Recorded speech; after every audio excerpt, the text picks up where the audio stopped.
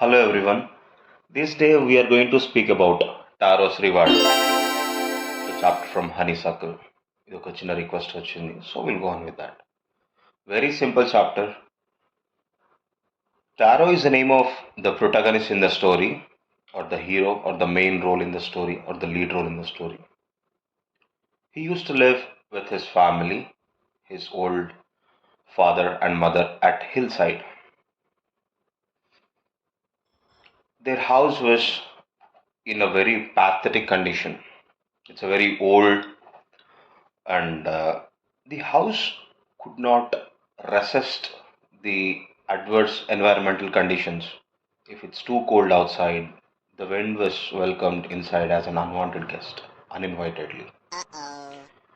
So the family used to worry a lot in the cold seasons, and it is the season of extreme winters. What happened?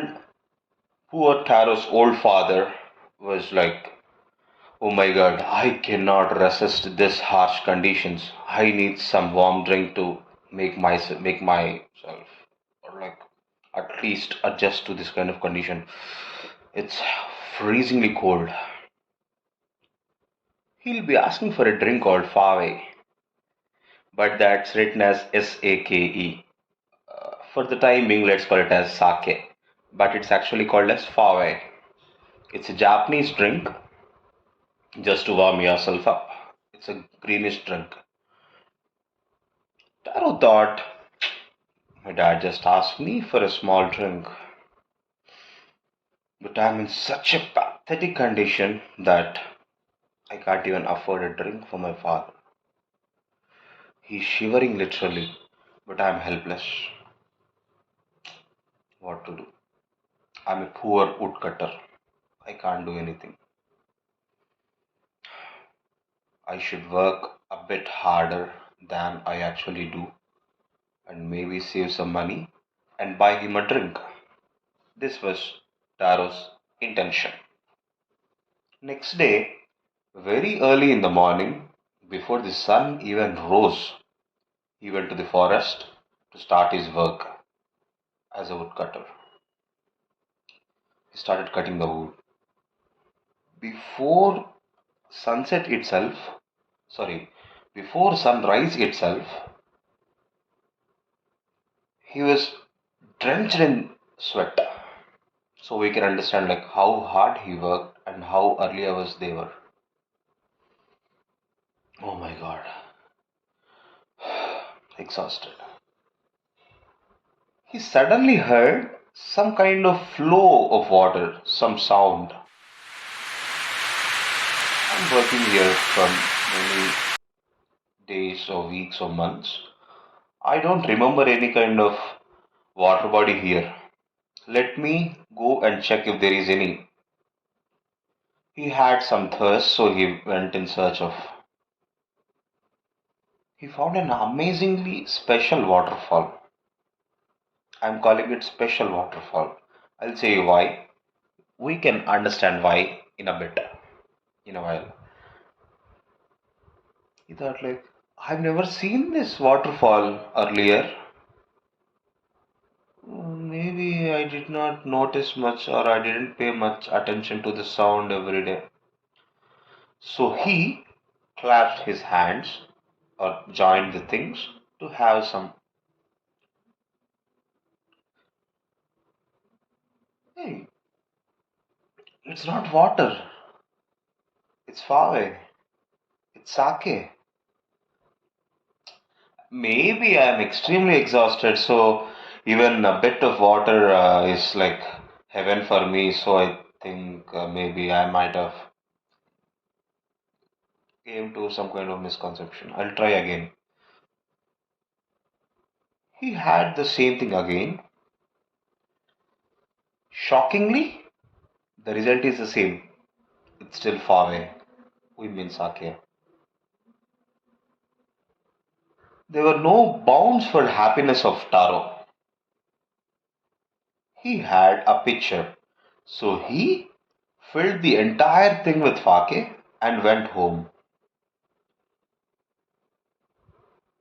With his hands trembling, he just gave a cup of fake, so called as water, to his own father.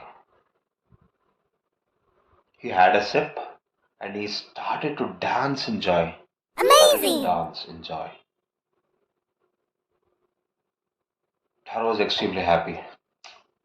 I'm happy. I made my father happy. So I'm happy. Fantastic.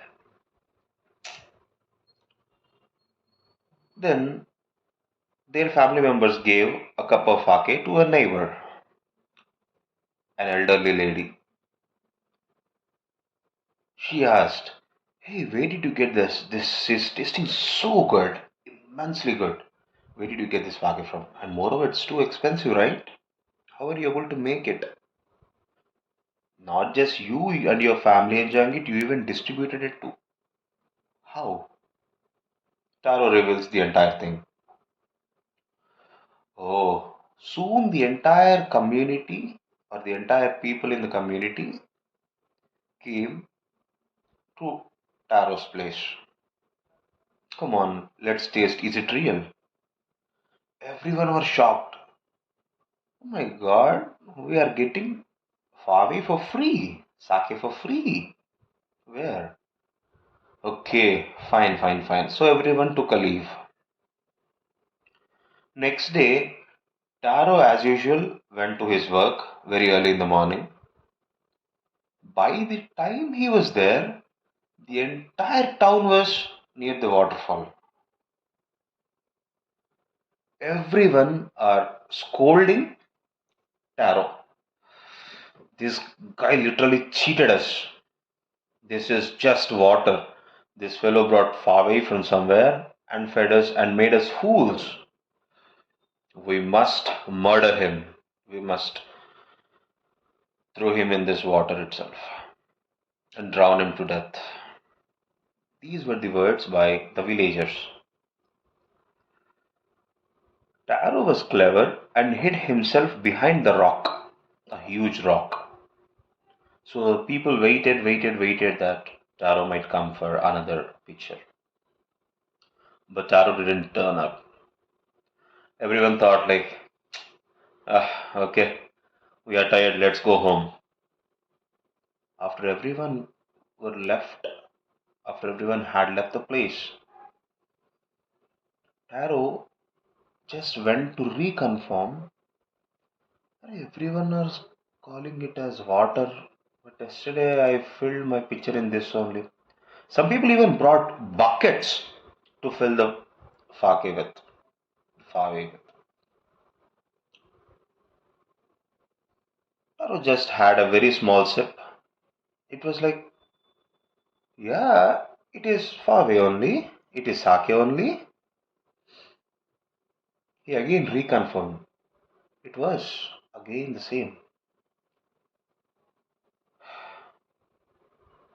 Taro went back home and gave it to the parents, and they were again happy. Soon, this news fell into the then emperor. The story dates back to some mid 8th century, to the then emperor. Then emperor came to know that, okay, by some wise men, he came to know if Taro goes there, he will be rewarded with fake, the fave, and the others will be getting just plain normal waters. Oh, why? Reason is Taro doesn't have any greed inside him, but most of the other people are greedy. That's the reason they brought in buckets. Taro was there. He took the fave just to quench the thirst of his father, not for his own sake either. So Taro was granted with fave or sake. Very good, fantastic. So let's rename that waterfall after him. From that day, that waterfall became Taro's waterfall. And to his good gestures and all, he was rewarded with 20 pieces of gold. This is Taro's reward. Thank you.